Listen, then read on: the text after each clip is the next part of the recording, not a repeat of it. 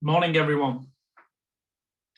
Ahead of any protests that we intend to go and protect and guard, I just wanted to run through some tactics with you. And for this, I'm going to need to share my screen. I think it's really important that we take a look at a few things. And of course, tactics are critical because tactics keep us safe. Of course, some of these protests get quite emotional, and I think that if we're not careful, we can be in danger of getting carried away with those types of emotions. When emotions are high and you're in a situation, then the best thing you can have is a strategy. And so tactics are about creating a strategy for performance, and our performance should basically be lawful and peaceful. So the first thing that we're going to do is we're going to want to know who we are. I'm going to say that anyone that's with the 300 should buy one of the caps, and you'll see why you should buy those caps. One, we can see who we are, and two, you'll be helping to support a strategy that we've got for helping children down the line. And there's a separate video that covers all of that called Angels 300. We will have the Guardians 300, and we will have the Angels 300. Together we come together as the Guardian Angels. So we're going to wear a cap that shows the 300 on it. You can keep this cap in your pocket, and as we are gathering, then this cap comes out when you recognize that we've started to move as a whole body. We dress normally. We're not Antifa. We're not any militant organization, and we don't want to be confused as that. We don't wear bibs. We're not anyone else other than the 300. I personally will wear the clothes that I wear on an everyday basis. And so we want to represent society as a whole. We want to demonstrate this because we are from the people for the people. Now, they're going to want us to stop gathering, and what they tend to do, the police, is they tend to gather in numbers at any start point, and they issue dispersal notices. Just don't engage with them. Do not engage on any level. Keep moving, move away from the site, come back to it until you see the numbers gathering. And then the moment that you see that it's naturally started, and sometimes the organizers of these will do something to let you know that that's going to equal the start, then this is where our tactics come in. So they will want to stop us, they'll want to disperse us. We just do not engage. They do not have the right to even ask you what you're doing, because your inalienable freedoms are that you have the right to gather peacefully, you have the right to speak freely, and you also have the right to move freely without being hindered. Now, it might be that they're stopping buses and coaches on the way down. If you bring with you a criminal complaint that's completed by you, and I will post an example of this on the 300 discussion group that you can spread far and wide. If you're bringing one of those with you and you intend to deliver it to the Charing Cross police station, because the criminal complaint is against the government and therefore you have to post it at that station within that borough, then they cannot stop you from traveling to do that. It is illegal, and you can tell them so. It's worth remembering that every event that you're involved in where the police try to stop you from doing something, then you should video it so that this can literally be used as evidence as we go forwards. What you will find is that the police really don't know their job in lots of ways. And the ones that do, they know they're acting unlawfully. And so by reminding them that, and by asking them questions, by making them tell you the laws, then what you actually do is you expose their ignorance, and you also show the fact that they are acting unlawfully. So remember, keep moving. Do not engage with them. They have no right to ask you. And what we do at the start is we create a flash mob type movement. So people will literally be hanging around. They'll be gathering individually. And then the moment that the start happens, then that's the flash mob, and that's our key to move on. What they will want to do as we start to move is they'll want to kettle us. And I'm going to show you a couple of diagrams in a moment and then explain what we do when they try to do that. They kettle you so that they can hold you up. They can break the demonstration or the protest into segments, which makes it easier for them. I know that some of the organisers intend to use some tactics that I'm not going to explain on here that will avoid that, because in reality, they don't have enough numbers to do it. And I've got a feeling this one on the 24th is going to be pretty significant. Remember that they're acting according to orders, and we remind them that. We tell them that they're order followers. Constables are supposed to be autonomous. They are supposed to call it the way they see it according to the law. You are doing nothing unlawful if you are moving peacefully. You're not creating any damage to any person or any property. You are lawful if you do that. And remember, that is our tenet. We are peaceful and lawful. It's very highly likely that when these people act as agents, that what they try to do is they try to arrest individuals. And this is to scare and deter people from gathering. This is to act as a deterrent. And it does frighten some people that aren't aggressive, because when you're a peaceful person, this is a little bit outside of your everyday experience. Remember that they are acting unlawfully when they do this, and that they believe that they've got the powers to be that will help them when this is over. But what they're going to find out is that in reality it won't, and ignorance is no excuse. Remember, they police by consent, and if we do not consent to the legislation, then the legislation can't apply. And we tell them we do not consent. We video everything that happens so that we've got that documented. If they grab hold of one of our people, then what we do is we pull that person back in. We stop them from arresting that person by pulling that person back in and breaking any holes that they have on that person's body, by taking their hands off them and pulling them back into us. And remember that we have to do this, and we have to be appropriate in how we use that kind of force. We never look at striking anyone or anything like that.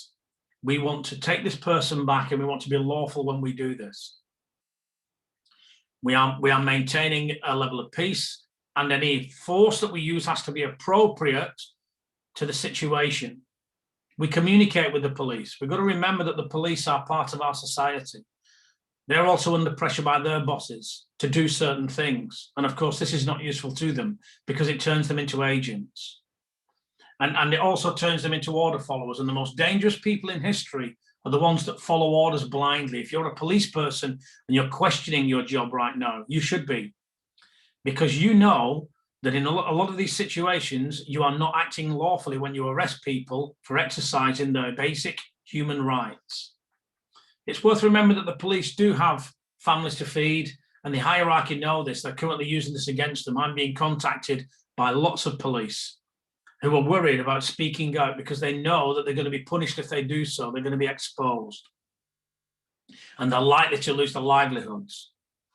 So just take a look at this diagram here. I hope you can see this. I'm going to see if I can expand that a little bit more. I can just make that bigger. There we go. Now, if you can imagine, this is the main body of the protest here. This is the main body. These are the Guardians 300. What I want you to notice is that we're right at the front. So what we've got to do pretty quickly when we see this gather is we want to be at the front of this. And we have people left and right. Now, these people are too deep. But what they do is they stagger. So you have one person here and you stagger so that this gap is blocked. We bind together nice and tightly. What the police will want to do is they'll want to break this up wherever they can to make to break up the protest, to fragment it. And we're going to avoid that by literally, if needs be, we can link arms, but what we can also do is we can hold on to the belt or the clothing of the person in front, or even in the hook of the arm. But essentially, we want to bind nice and tight wherever they try to infiltrate. Now, remember, these groups here can slide forwards and backwards. So we can move up and down, sliding forwards and backwards if we need to, depending on where the police try to do this. It's our aim to have that many people standing that we can literally flank the whole of the protest as much as we can. And we want to be as close to the front as we can, because it's the front of the protest that they will try to stop and deter from moving. If they stop the momentum of it, they know that they can then break it up. And this is all about momentum. Whenever you're looking at keeping something moving, then it is about momentum. It's about not allowing anything to stop you. And of course, we always do this peacefully. Let's just imagine now that we end up with a police line here. So if you look at the bottom diagram here, it looks a little bit more like an arrowhead, because that's what it is. But what we do here is, if we end up with a police line in front of us that tries to stop us, if this is police people, we communicate with them. We tell them that we're moving freely and that they're acting unlawfully. We tell them that they can't do this, but we shape ourselves into an arrowhead. We link arms. These people here link arms. Everybody here binds in and we link arms. These people fill those gaps. So you end up with an impenetrable shape here. And what that does is, as we drive forwards peacefully, is that it breaks the police line. It actually separates them, which is what we want to achieve. We then ignore them. We brush them aside. That's all we simply do. If they start to get battens out or hit us with any of those battens, remember, they are people. They're acting unlawfully, and therefore you are absolutely entitled to use appropriate force to stop them from hitting you. What I would recommend is that you simply take the baton off them. We will deliver any battens that are collected to the Charing Cross police station so that they can't say that you've stolen anything. And remember, it's really important that you know that. The last thing you want to be doing is being taken to task over stealing an asp or a baton. We will deliver them all to Charing Cross police station individually. So remember, they are not above the law. It's worth remembering that. They have to comply with the law just like you and I. They are not allowed to escalate things. If you're protesting peacefully, then they're not allowed to do that. And so we are going to act peacefully, but we're going to have a show of strength. We're going to move as a body of men and women that are prepared to stand strong and protect these protests against people who have become agents of the state, because that's what they are. If they're not operating and acting as constables and calling the law the way they see it individually, then they're agents, they're rule followers. I'm looking forward to applying these tactics. There won't be anyone guiding this. This is just something that I think, now that we know that we can act on, and we can do it individually, but equally as a collective. You know, I know the aims of this. And remember, a team is a great team when you get lots of really well-informed individuals acting according to a collective goal. Our collective goal is to keep this safe and to stop the police from aggressing and attacking any of those protests or breaking the protests up, because we have the right to do all of these things. I know that you're going to honor this. I know that you're going to act peacefully. And if you look at the oath that we have for the Guardians 300 and you apply the oath, then there won't be any problems at all. You will be acting lawfully and you will be acting peacefully. Remember, if you're the type of person that wants to create trouble on any levels, stay away from us. We don't want you to be part of us. Equally, if you're a crisis actor, we will expose you. We will show everyone who you are, and we will put your face across social media so that everyone knows that you're the one that's trying to get the people to defend you, so that the police can then become aggressive. We're not going to do that. You'll be removed from our group. Equally, if you're a provocateur employed by the police to provoke the people, then you're also acting unlawfully, and we will expose you wherever we can. Some of you are already exposed in Bristol.